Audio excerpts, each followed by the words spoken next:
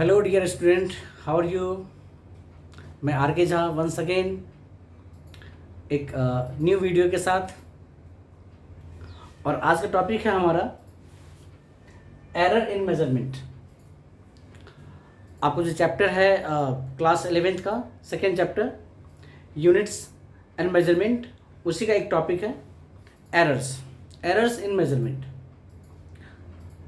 जैसा कि आप जानते हो, मैं कई बार पीछे बताया हूँ कि physics is the science of measurement. जब कभी भी आप मेजरमेंट कर रहे हो किसी फिजिकल क्वांटिटी का, तो वहाँ पे एक्यूरेसी की गारंटी नहीं होती है। आप कितना भी कुछ कर लें, कितना भी प्रिकॉशन ले लें, कितना भी बढ़िया से बढ़िया इंस्ट्रूमेंट ले लें, फिर भी 100% एक्यूरेसी को हम नहीं मानते, साइंस नहीं मानती है। इसकी गारंटी नहीं है कि वहाँ पे एरर नहीं है मेजरमेंट में, मतलब मेजरमेंट में कुछ गलतियाँ नहीं है।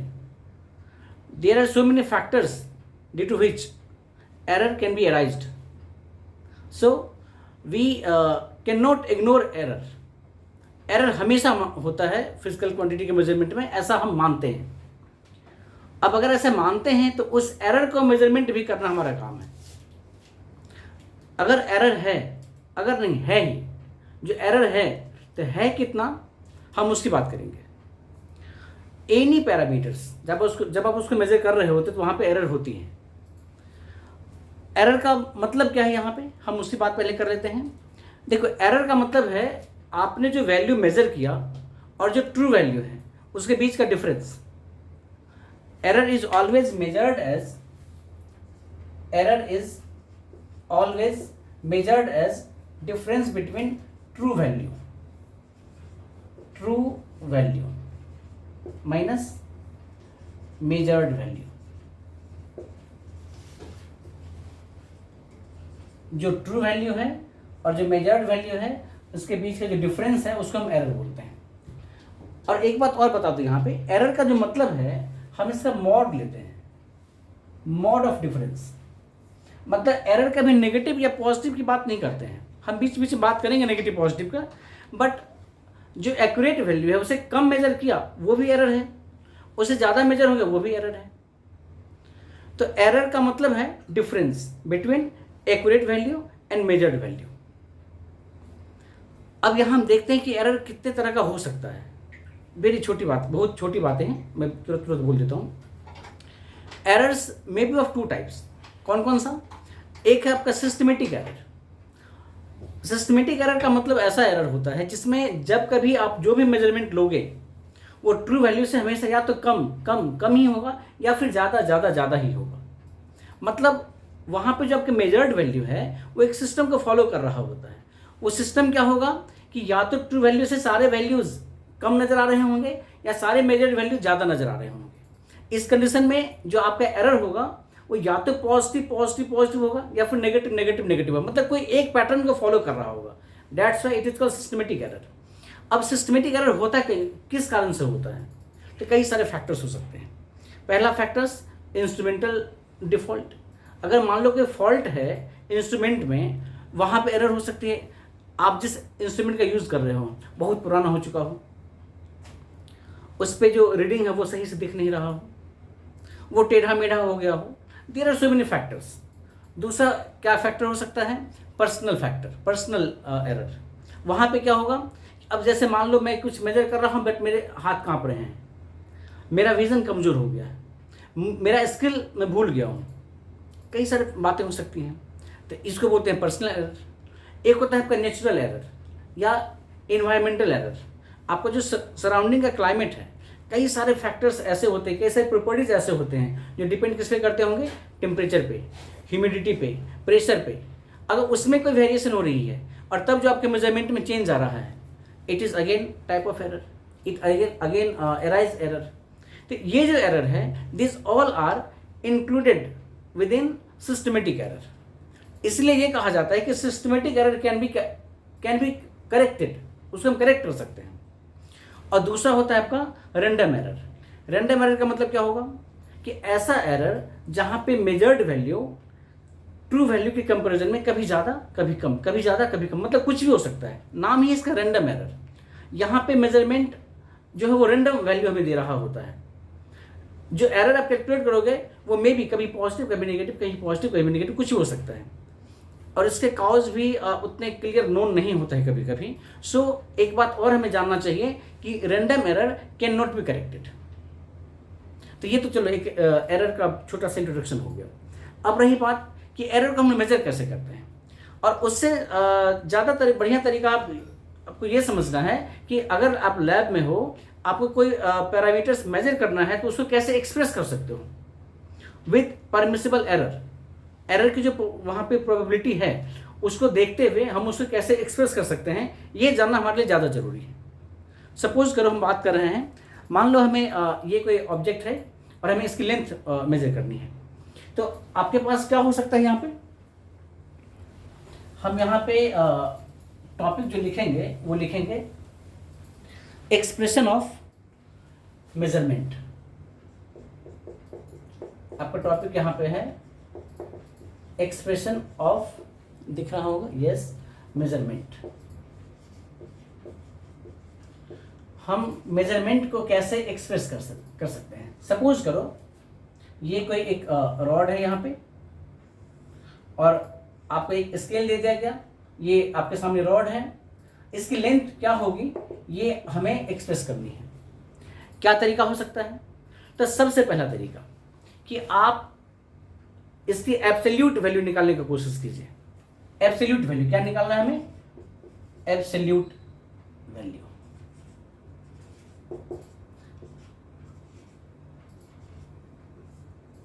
एब्सोल्यूट वैल्यू का मतलब होता है रीडिंग, मल्टीपल रीडिंग। सपोज करो आपने उसको एक बार निकाला, इसकी लेंथ यहाँ पे L1 आई, कुछ वैल्यू इसका आया होगा, फिर आपने निकाला L2, ये भी कुछ वैल्यू होगा, फिर आपने लिखा L3, L4 और L5। ऐसे हम लोग मल्टीपल टाइम्स कर सकते हैं। हम यहाँ पे Ln तक ला सकते हैं। यहाँ हमने Ln की वैल्यू लिख लिया, और ये जो हमने L1, L2, L3, L4, L5 ये हमारा है एब्सोल्यूट वैल्यू। बट इसमें कोई भी वैल्यू बिल्कुल करेक्ट है ऐसा हम नहीं मानते हैं। तो इतने वैल्यू में मोस्ट करेक्ट वैल्यू क्या हो सकता है, किस वैल्यू को मोस्ट करेक्ट होने की पॉसिबिलिटी हो सकती है, तो वहाँ हम लोग क्या करते हैं, इसका निकालते हैं मीन वैल्यू। क्या निकालते हैं हम लोग? इसका मीन वैल्यू निकालते हैं, मीन वैल्यू। अब लेंथ की बात चूंकि हम लोग कर रहे हैं, तो हम यहाँ पे इसको मीन वैल्यू, हम इसको यहाँ पे लेंथ Lm से रिप्रेजेंट कर सकते हैं। अब मीन वैल्यू कैसे निकालोगे? अब मीन वैल्यू निकालने का तरीका यहाँ पे क्या हो सकता है कि mean value of length is equal to, आपने जो भी वैल्यू निकाला L1 plus L2 plus plus plus plus Ln, और अपॉन में आप n कर दीजिए, तो ये आपका हो जाएगा मीन वैल्यू। ये हमारा क्या हो जाएगा? Mean value. मीन वैल्यू निकल गया हमारे पास, एब्सोल्यूट वैल्यू आ गया। अब हम यहाँ निकालते हैं एक एब्सोल्यूट एरर। अब हम क्या निकालते हैं यहाँ पे? Absolute error. ये एरर कैसे निकालोगे आप? हमें यहाँ पर ट्रू वैल्यू तो पता नहीं है, तो यहाँ पर हमने जो एब्सोल्यूट वैल्यू निकाला था L1, L2, L3, L4, और ये जो हमारा मीन वैल्यू आ गया, तो इस मीन वैल्यू के रिस्पेक्ट में हम निकालते हैं एब्सोल्यूट एरर। एब्सोल्यूट एरर को हम कैसे रिप्रेजेंट करेंगे? आप यहाँ पे देखोगे डेल्टा L1, डेल्टा का मतलब होता है डिफरेंस, तो यहाँ पे डेल्टा एरर को रिप्रेजेंट कर रहा है, डेल्टा L1। तो ये क्या हो जाएगा? L मीन माइनस L1 का मॉड। हमें हमेशा मॉड की बात करनी होती है, मॉड लगानी पड़ती है, मैं पहले बताया था आपको। ऐसे ही डेल्टा L2 क्या हो जाएगा? Mod of L mean minus L2। ऐसे ही डेल्टा Ln क्या हो सकता है? L मीन माइनस Ln का मॉड। और इस तरीके से हमने क्या देखा कि हर एब्सोल्यूट मेजरमेंट के लिए आपको एक एरर, एक एब्सोल्यूट एरर हमें दिख रहा है। तो जैसे आपने n टाइम्स रीडिंग लिया, तो वहां पे आपको n टाइम्स एब्सोल्यूट एरर भी दिख रहा होगा। तो क्या हमारी मेजरमेंट कंप्लीट हो गई? नहीं, अभी हमारी मेजरमेंट कंप्लीट नहीं हुई है। जैसे हमने यहाँ पे मीन वैल्यू निकाला, वैसे ही हम लोग जहाँ जो कई सारे एब्सोल्यूट एरर आए हैं, हमें उसका भी मीन निकालना है। तो वो हमारे क्या होगा? मैक्सिमम परमिसिबल एरर हो सकता है। हम यहां पे क्या निकालेंगे, आगे हम निकालने वाले हैं एब्सोल्यूट एरर का मीन। इसको लिखते हैं हम लोग यहां पे mean of absolute error, mean of absolute error. इसको कैसे रिप्रेजेंट करते हैं, डेल्टा एल एम से। डेल्टा एल का मतलब एरर इन लेंथ और एम का मतलब यहाँ पे मीन की बात हो रही है। तो ये क्या लिख सकते हैं हम लोग, लिखेंगे delta L one plus delta L two plus delta L N upon में एन। ये हमारा क्या आ जाएगा, मीन ऑफ एब्सोल्यूट एरर। अच्छा, ये जो हम एन की बात कर रहे हैं, इस जनरली हम लोग 4, 5, 6 रीडिंग लेते हैं, काफ़ी है ये, इतनी ही रीडिंग में काम चलता है हमारा। तो न्यूमेरिकल जब कर रहे होंगे आप लोग, तो वहाँ पे देखोगे कि 4 रीडिंग, 5 रीडिंग, 6 रीडिंग ऐसे ही हार्डली होते हैं, आप उसी पे कैलकुलेट करोगे। अब हमें क्या करना है कि इतने कैलकुलेशन जब हमने कर लिया, हमने क्या क्या कैलकुलेट किया एक बार उसको देख लो। हमने पहले निकाला एब्सोल्यूट रीडिंग, आपने जो इंडिविजुअल मेजरमेंट लिया उसको बोलते हैं एब्सोल्यूट रीडिंग। हमने क्या उसका फिर मीन निकाल लिया, फिर हमने एब्सोल्यूट एरर निकाल लिया, मीन्स हर मेजरमेंट के कॉरस्पॉन्डिंग जो एरर था वो हमने निकाल लिया मीन वैल्यू के रिस्पेक्ट में। फिर हमने क्या निकाल लिया यहाँ पे, मीन एब्सोल्यूट एरर। अब हमारे पास एक सही एक्सप्रेशन आने की संभावना आ चुकी है। अब हम यहाँ पे लेंथ को कैसे रिप्रेजेंट कर सकते हैं, तो यहाँ पे length can be based represented by, देखो मेरे वर्ड को ध्यान से सुनना, now length can be based represented by, कैसे, तो L is equal to L mean plus minus delta L mean.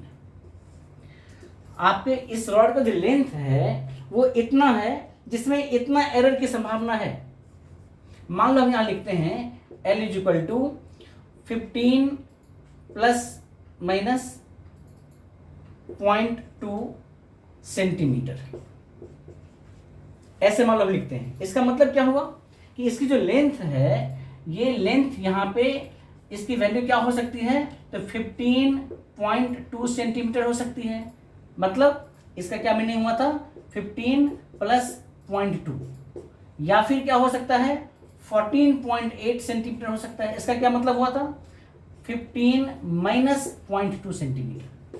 तो ये जो आपका लेंथ का एक रेंज हमें मिल रहा है कि मीन वैल्यू 15 है और उसके आगे पीछे इसकी वैल्यू थोड़ा चेंज हो सकता है क्योंकि यहाँ पे एरर की संभावना है।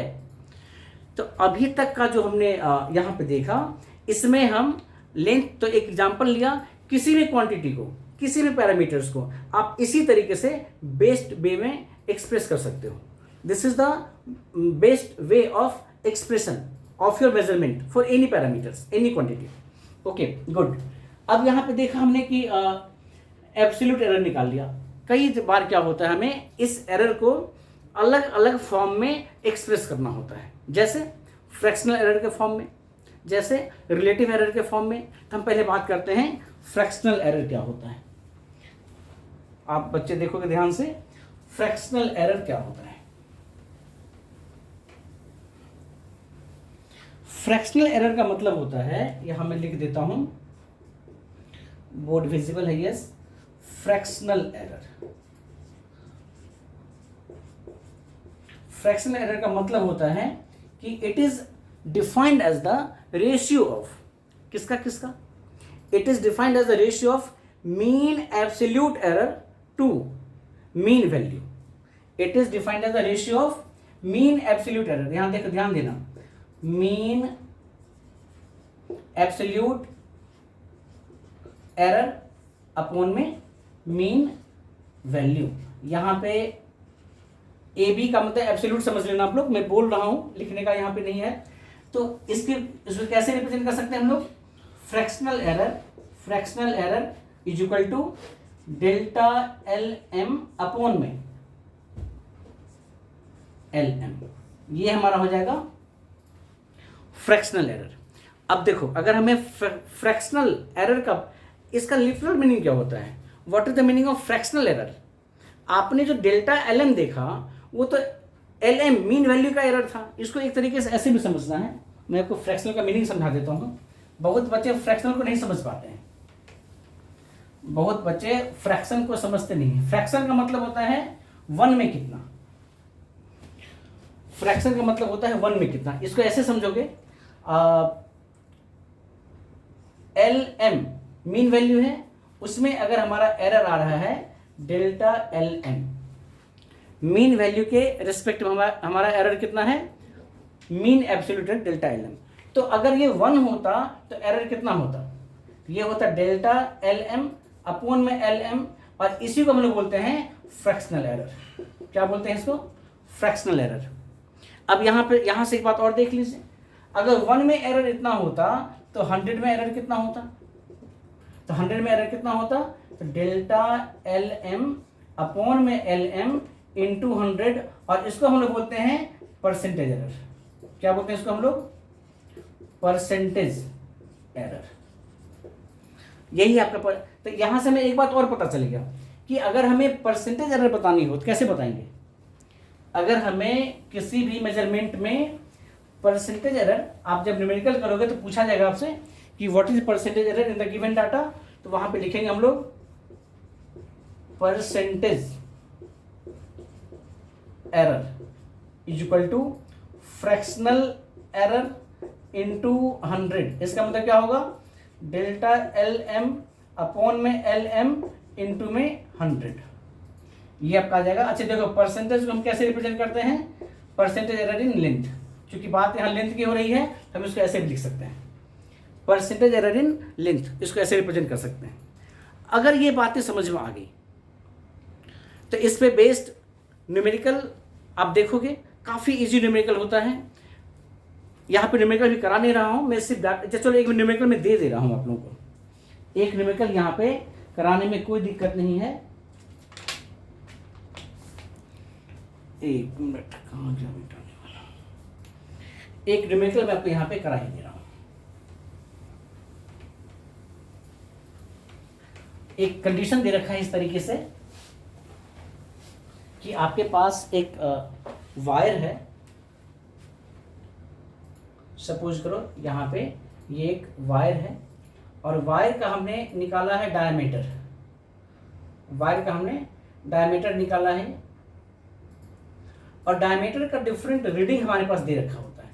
D1 कितना है, D2 कितना है, D3 कितना है, D4 कितना है, ऐसे रीडिंग हमारे पास दे रखा है। अच्छा एक बात और यहाँ पे जान लो, किसी भी वायर का जब हम लोग डायमीटर निकालते हैं तो वहाँ पे कौन सा इंस्ट्रूमेंट यूज करते हैं, काफ़ी इंपॉर्टेंट याद रखिएगा, स्क्रू गेज। एक इंस्ट्रूमेंट का नाम है स्क्रू गेज, बताएंगे हम आगे नेक्स्ट वीडियो में, इसका मैं डिस्कस करूँगा। स्क्रू गेज, वर्नियर कैलिपर्स, उसका यूज़ कैसे करते हैं, उसमें एरर कैसे निकालते हैं, लिस्ट कई सारी बातें वहाँ पे देखेंगे हम लोग। Very important, very very very important for NEET and JEE, even school के एग्जाम के लिए भी काफ़ी इंपॉर्टेंट है। और आप 11th के बच्चे जब स्कूल में प्रैक्टिकल कर रहे होंगे तो ये मेरी बातें काफ़ी काम देगा आपको, तो इसको ध्यान से देखोगे। हम इस क्वेश्चन की बात फिलहाल कर रहे हैं। यहाँ जो डायमीटर दे रखा है आपको वो है 2.04 मिलीमीटर, 2.06 मिलीमीटर, 2.04 मिलीमीटर पहला मेजरमेंट है, 2.06 मिलीमीटर सेकेंड मेजरमेंट है।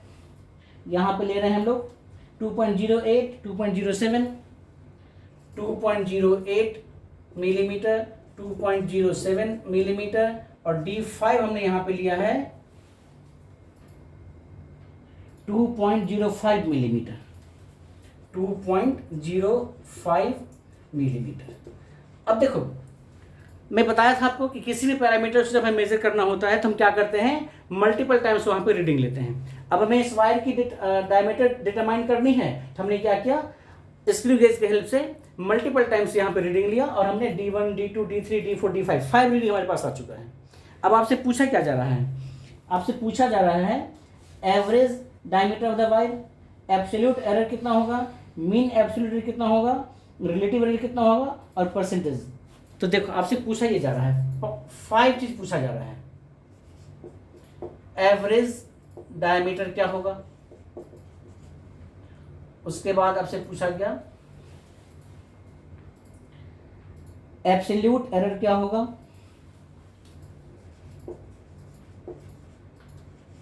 एब्सोल्यूट एरर क्या होगा, फिर आपसे पूछा गया मीन एब्सोल्यूट एरर क्या होगा, फिर आपसे पूछा गया रिलेटिव एरर और परसेंटेज एरर क्या होगा। रिलेटिव एरर क्या होगा और परसेंटेज एरर क्या होगा, परसेंटेज एरर क्या होगा।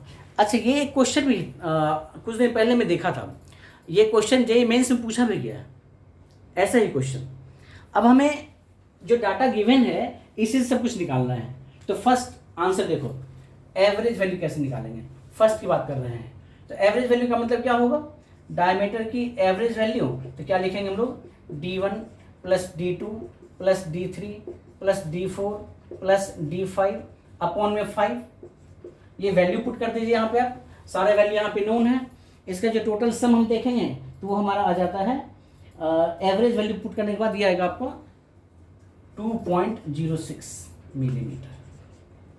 वेरी सिंपल, सिंपल कैलकुलेशन है, आप लोग ऐड करके डिवाइड कर दो 5 से आ जाएगा। नेक्स्ट आपसे पूछा गया यहाँ पे मीन एब्सोल्यूट एरर। अब मीन एब्सोल्यूट, सॉरी पहले एब्सोल्यूट एरर की बात हम लोग करेंगे। इसको देखोगे, ये मैं मिटा दूं, फर्स्ट इजी है, कर लेंगे आप लोग। अब यहाँ पे बात करते हैं, तो आपको याद यहाँ पे क्या रखना है, एवरेज डायमीटर कितना आया था हमारे पास, 2.06 मिलीमीटर।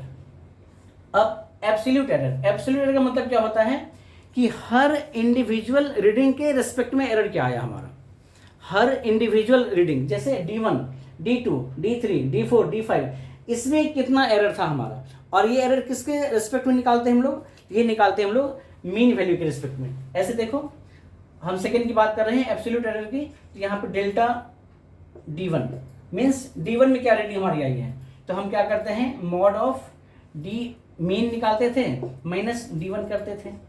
ऐसे ही फिर डेल्टा D2 की बात करते हैं, तो क्या करेंगे, mod of D mean minus D2। फिर यहाँ पे डेल्टा D3 की बात करते हैं, तो क्या लिखेंगे, डी मीन माइनस D3। अब यहाँ पे जब इसकी वैल्यू पुट कर रहे होंगे हम लोग, इसकी वैल्यू कैसे पुट करेंगे, 2.06 माइनस 2.04 और इसकी वैल्यू क्या आएगी, 0.02 मिलीमीटर।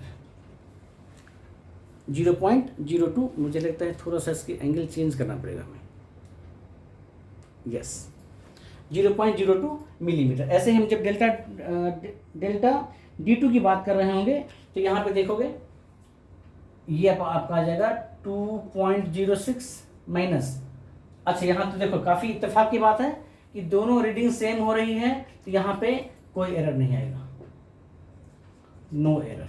हो सकता है ऐसा भी संभावना आती है कभी कभी, जब डेल्टा D3 की बात कर रहे हैं हम लोग, तो यहाँ पे क्या देखेंगे, ये भी मॉड में ही है,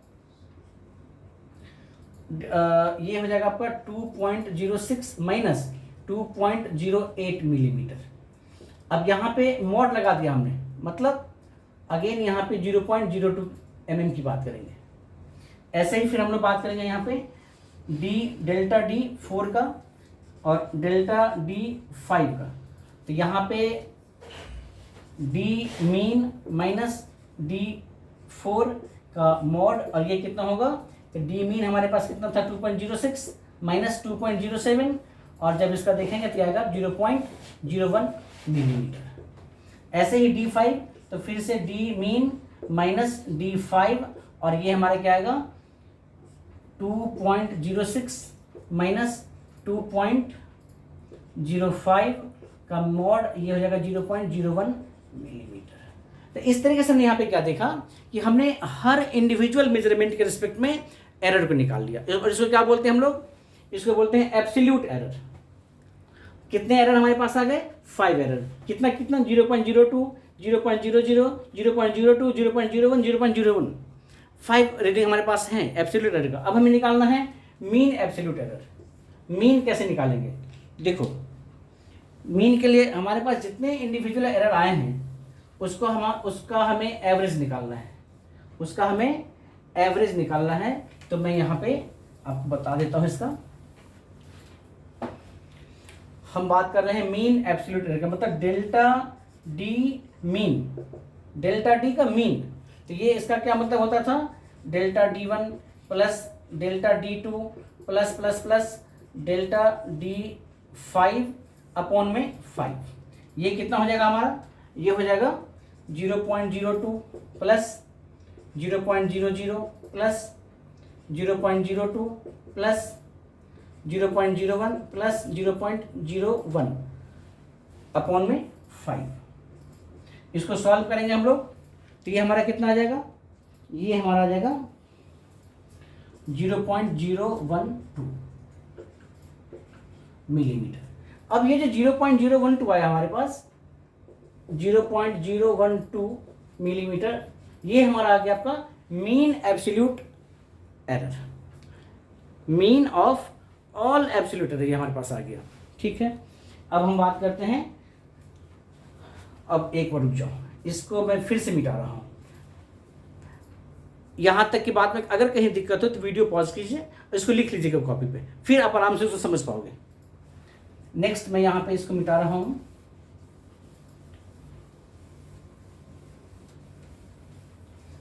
और इतने मेजरमेंट के बाद, इतने डाटा के बाद आप डायमीटर को लिख सकते हो। क्या लिख सकते हो, the diameter of this given wire is given by D mean plus minus delta D mean. अब डी मीन कितना हमारे पास है, 2.06 मिलीमीटर प्लस माइनस, अब यहां पे हम क्या लिखेंगे, मीन एब्सोल्यूट एरर, तो ये कितना हमारे पास होगा 0.012। तो हम इस तरीके से हमारे पास डायमीटर को रिप्रेजेंट करने का एक रिजल्ट आ गया। वेरी वेरी वेरी इंपॉर्टेंट, बहुत आसान है, बहुत इंपॉर्टेंट भी है। अब जब हमने ये निकाल लिया तो अब हमें निकालना है रिलेटिव एरर। तो रिलेटिव एरर हम लोग कैसे निकालते हैं आपको पता है, मैं यहाँ पे लिखता हूँ, दिख रहा हो, यस। रिलेटिव एरर का मतलब आप याद होगा, डेल्टा डी मीन अपॉन में डी मीन, मतलब ratio of mean absolute error to mean value.